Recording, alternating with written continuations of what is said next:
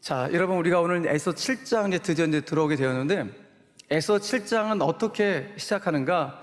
에스더가 왕과 하만을 위한 잔치를 한번 차렸죠. 1차적으로 차리고 난 다음에 다음날 왕과 하만을 위한 잔치, 두 번째 잔치를 차리는 것으로, 거기에 참석하는 것으로 에서 7장이 출발하는 것을 보게 됩니다. 자, 그런데 오늘 두 번째 잔치가 이제 열어지는데, 어제 열렸던 첫 번째 잔치, 첫 번째 잔치와 오늘 열린 두 번째 잔치는 장소도 똑같고 참석하는 멤버도 똑같아요. 왕, 하만, 에스더 딱 3명.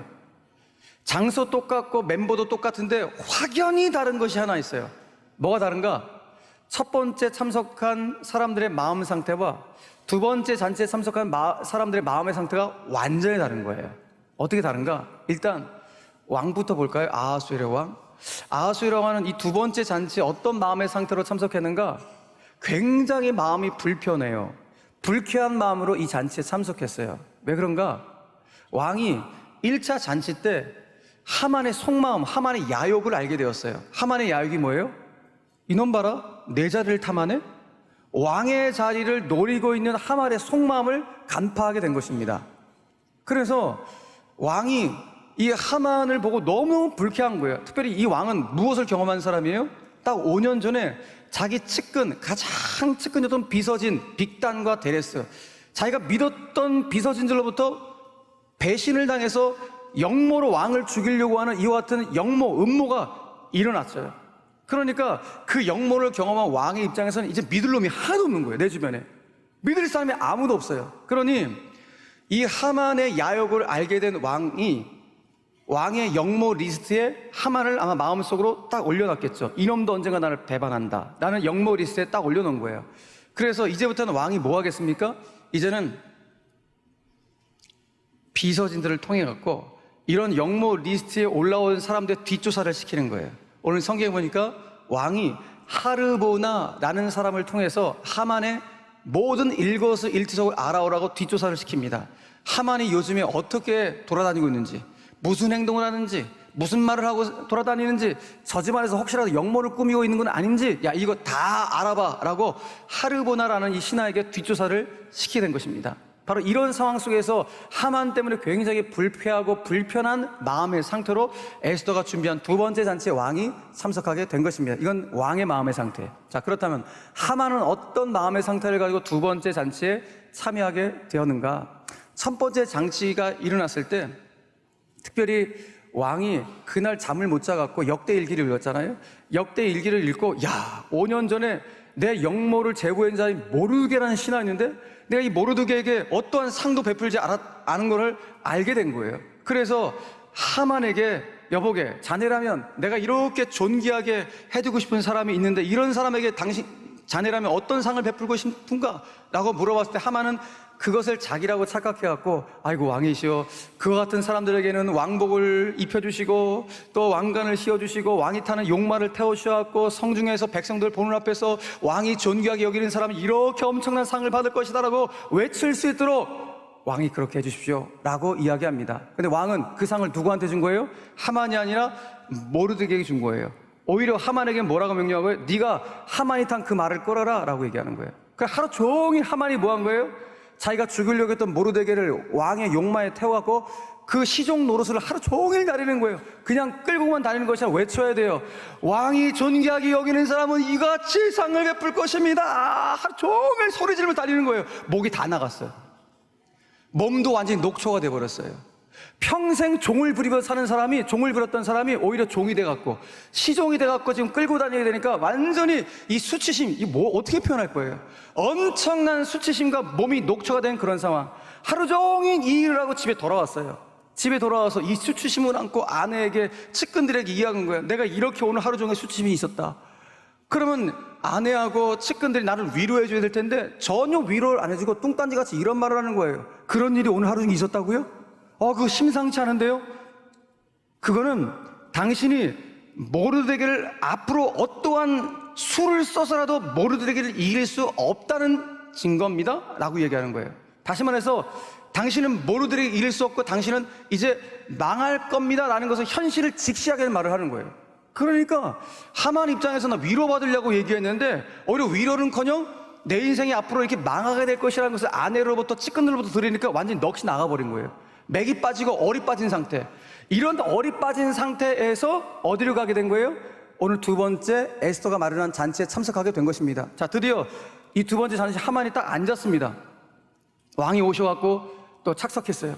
그런데 어제 잔치에 참석했을 때 왕의 눈빛과 두 번째 참석해서 나를 바라보는 왕의 눈빛이 완전히 다른 거예요. 마치 살겨울의 눈빛으로 나를 막 바라보는 거예요. 그 벌벌 떠는 것이죠. 식사를 들었는데 이게 들어가 목구멍에 들어가냐고요. 이게 밥을 넘길 수가 없는 벌벌벌 떨리고 있는 그 상태. 그런데 여러분 바로 어제만 보더라고요. 어제 1차 잔치를 딱 마치고 대궐문을 나셨을 때, 그리고 내일 다시 한번 와주세요라고 두 번째 왕후의 이 잔치 자리에 초대를 받았을 때까지만 해도 기고만장이죠. 어떤 신하도 왕과 왕후와 함께하는 식사자리에 초대를 받지 못하는데 나만 초대를 받았다. 완전히 교만을 하늘을 찔렀습니다. 그러나 단 하루 만에 모든 상황이 뒤집어진 거예요. 누가 뒤집어 놓은 거예요? 하나님이 뒤집어 놓으셨다고요. 하나님이. 이게 놀라운 거예요. 잔치는 누가 준비했어요? 잔치는 에스더가 준비했는데 반전의 역사는 누가 쓰신 거예요? 하나님이 쓰셨다고요. 여러분, 이게 놀라운 사실이에요. 기도가 일을 하는 거예요. 에스더는 간절히 3일 금식하며 기도하는 그 기간 동안 하나님이 이 반전의 역사를 쓰시려고 하나님께서 구체적으로 일하고 있었다는 거예요. 그러므로 오늘 우리는 기도해야 돼요. 하나님, 제가 기도하는 것은 단순한 기도가 아니라 하나님이 제 삶 가운데 일하실 것을 믿습니다라는 이런 마음을 가지고 예배에 참석하시고 기도할 수 있는 저와 여러분들이 간절히 바랍니다. 따라합시다. 기도가 일을 한다. 기도가 일을 한다. 예, 내가 일하는 것이 아니라 기도가 일을 하는 거예요. 다시 말해 하나님이 일하시는 거예요. 이거를 체험할 수 있는 우리 모두가 되기를 간절히 바랍니다. 자, 그렇다면 첫 번째 잔치가 마치고 나서 왕에게는 불편한 마음, 불쾌한 마음이 있었고 하만에게는 벌벌벌 떠는 그 맥이 빠지고 넋이 나가고 얼이 빠진 이런 상황이 되었다면 그 순간 에서는 뭐하고 있었지? 1차 잔치 끝나고 에서는 뭐하고 있었을까요? 두말할 것도 없이 계속해서 금식하며 기도하는 것이죠. 계속 기도하는 거예요. 특별히 에서는 알고 있는 거예요. 뭘 알고 있습니까? 왕이 나를 부르지 않았는데도 불구하고 내가 왕 앞으로 나아갈 수 있도록 이 용기를 주신 것이 내가 금식 기도했을 때 하나님 나에게 주신 용기임을 알고 있었고, 내가 목숨 걸고 나아갔을 때 왕이 법대로 나를 벌을 내는 것이 아니라 오히려 나를 끔찍히도 사랑하시면서 오히려 내가 나라의 절반이라도 주겠다고 이와 같은 호의를 받게 된 것도 내가 금식 기도해서 기도했을 때 하나님이 일하셨다는 사실을 알았기 때문이고, 무엇보다도 내가 이 일을 하기 위해서 뭘 해야 될까 했을 때 기도했을 때 하나님이 너 잔치를 준비해라, 이 잔치를 기획하는 창조적인 아이디어, 창조적인 기획력을 주신 것이 내가 기도하는 말미암아 하나님 또 받았다는 사실을 에스더가 너무 잘 알기 때문에 1차 잔치 마치고 난 다음에 뭐 한 거예요? 감사 기도한 거예요. 하나님, 1차 잔치 이렇게 잘 마치게 해주신 거 너무 감사합니다. 이제 내일 또 한 번 더 잔치가 이루어지는데 그때도 하나님 개입하셔서 일하여 주십시오. 간절히 기도를 했을 겁니다. 제가 뭘 말하는 거예요? 에스더는 뭐 했다? 기도했다. 하나님 뭐 하신다? 기도 받으시고 일하신다는 거예요. 다시 말해서 기도가 일하는 것을 에스더가 경험하고 있다는 것입니다. 어떻게 하나님 일하셨습니까? 먼저는 아하수의 왕으로 하여금 5년 전에 있었던 그 역모의 사건을 제보한 그 공신이 모르드게였구나라는 사실을 알도록 하셨고, 그래서 모르드게에 대해서 상을 베풀도록 하셨고, 무엇보다도 그 모르드게가 유대인이니 앞으로 이 왕이 유대인에 대해서 약간의 호의를 가질 수 있도록 하나님이 일하여 주신 것이에요. 또 어떤 일을 하셨습니까? 하만의 가족들로 하여금 하만에게 현실을 직시할도록 말하게 하는 거예요. 앞으로 네가 망할 것이다. 나는 이 하만으로 하여금 앞으로 자기의 삶이 어떻게 펼쳐질지를 어느 정도 알게 하는 하나님의 일하심이에요. 그것 때문에 하만이 상태가 어떻게 된 거예요? 넋이 나가버렸어요. 얼이 빠져버렸어요. 여러분, 하만이 보통 똑똑한 사람입니까? 평생토록 뭐 해왔던 사람이에요? 남 넘어뜨리려고 술을 쓰며 잔머리 쓰며 살아왔던, 그 잔머리 쓰면서 이 자리까지 총리 대신까지 올라왔던 사람이 머리가 기가 막힌 사람이에요. 그런데 하나님이 그의 머리를 마비시켜버리는 거예요. 얼 빠지게 넉나가게 만들어 보는 거예요. 이런 상태로 하나님이 일하여 주신 것을 보게 된다는 것입니다. 자, 그런데 더 중요한 것이 무엇인가? 지금 하나님이 이와 같이 모든 일들을 하셨는데 에스더가 지금 이와 같은 하나님의 일들을 알아요, 몰라요? 모르고 있어요. 에스더는 모르고 있는 거예요. 에스더는 뭐만 하고 있는 거예요? 기도만 하고 있는 거예요. 이게 너무 중요하다는 거예요. 내가 지금 눈앞에 있는 하나님이 일하시면 나에게 안 보여도 나는 계속해서 기도하지만 하나님 보이지 않는 곳에서 하나님이 사람들을 만지시고 일을 만들어 가시고 사건을 일으키시는 하나님의 반전의 역사를 주님께서 지필해 가신다는 것입니다. 성도가 누려야 될 축복이 바로 이거예요. 그래서 성도는 반전 인생을 살아가는 거예요.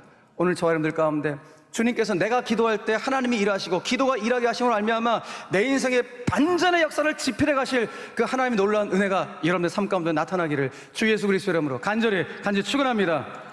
축원합니다. 얼마나 감사합니까?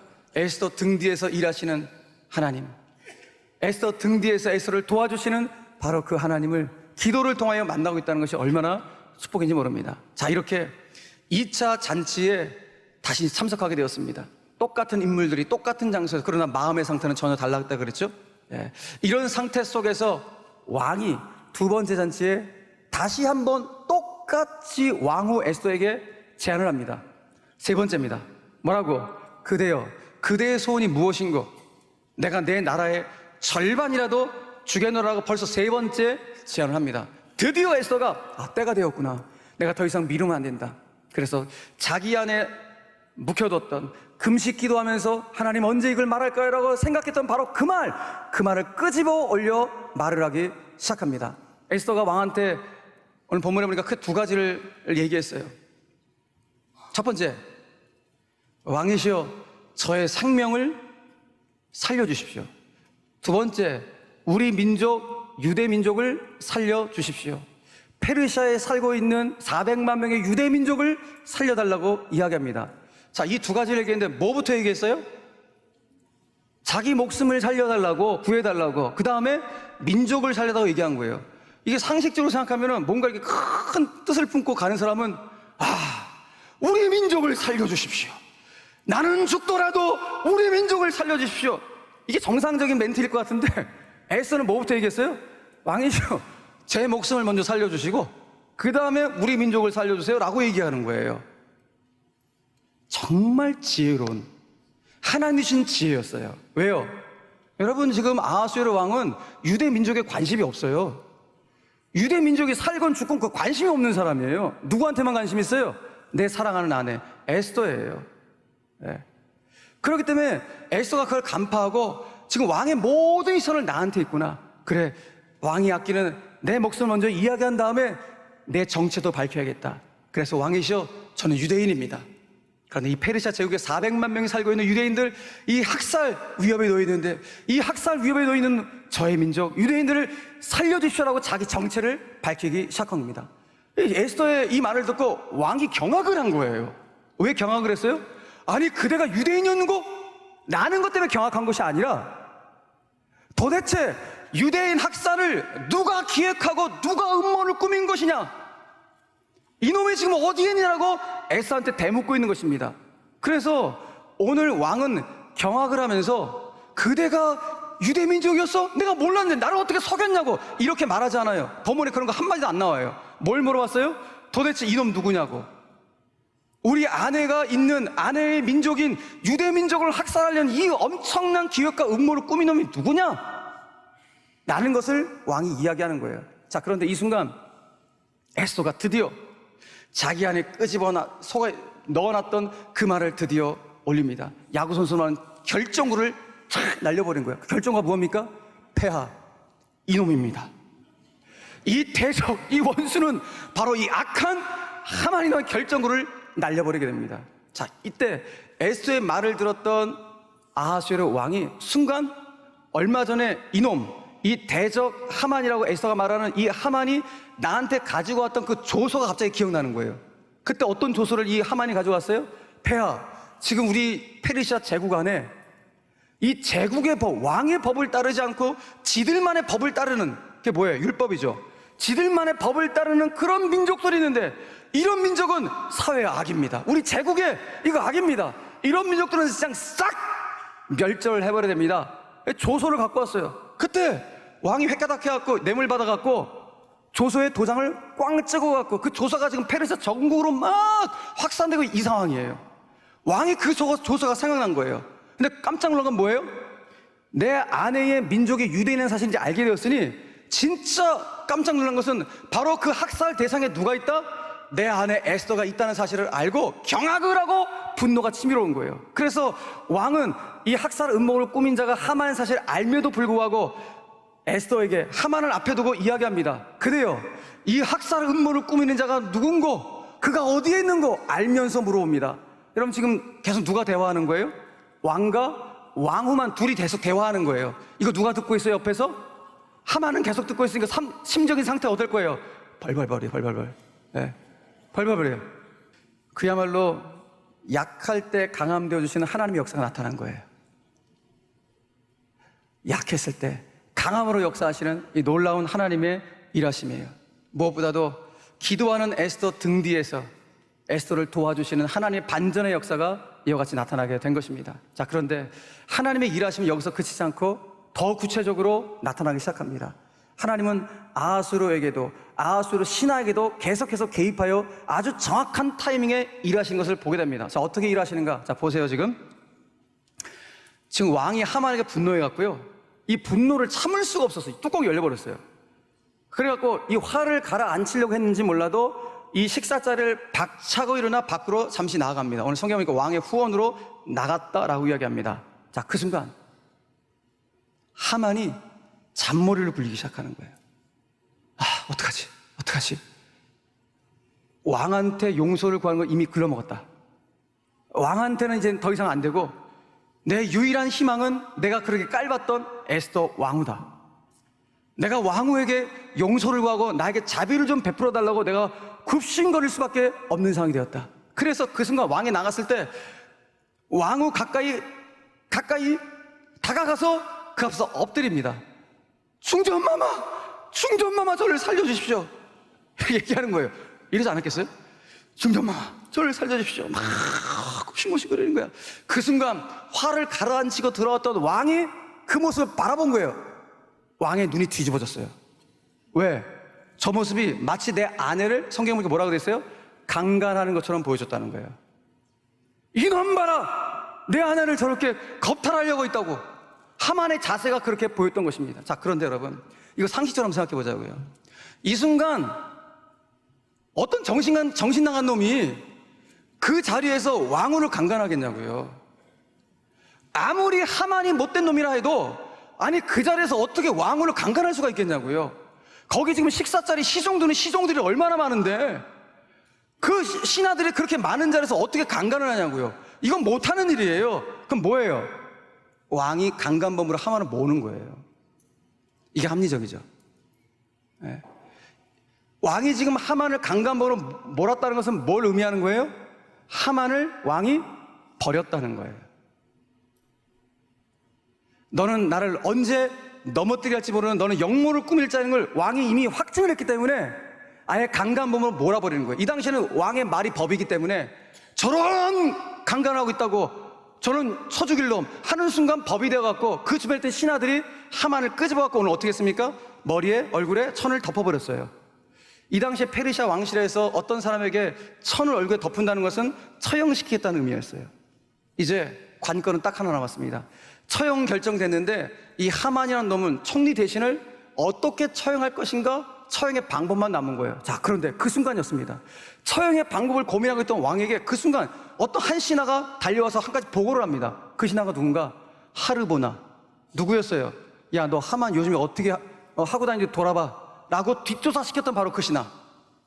그 신하가 왕에게 와서 보고를 합니다. 어떤 보고? 폐하, 지금 이 앞에 얼굴에 천을 뒤집어 쓰고 있는 바로 이 하만이 왕께서 그렇게 충성스럽게 여기시는 모르드게, 이 모르드게를 죽여버리려고 하만은 자기 집 앞들에다가 50규빗 되는 장대, 23m, 25m 되는 장대를 세워놨습니다. 모르드게 죽이려고 이와 같은 음모를 꾸미고 있었습니다 라고 왕에게 보고합니다. 그 순간 이 말을 들었던 왕이 뭐라고 오늘 선포한 거예요? 그래, 이 하만을 그 장대에 달아 죽이거라 라고 이야기합니다. 여러분, 하만은 이 장대를 왜 설치한 거예요? 모르드게를 거기에 매달아서 죽임으로 말미암아 지금 페르시아 제국에 살고 있는 400만 명의 유대인들에게 공포심을 주려고 그거 매달아놨다고요. 그런데 지금 여기에 누가 달린 거예요? 하만이 매달려갖고 누가 공포에 떨고 있어요? 자기 집 식구들, 아내와 측근들이 공포에 떨고 있는 거예요.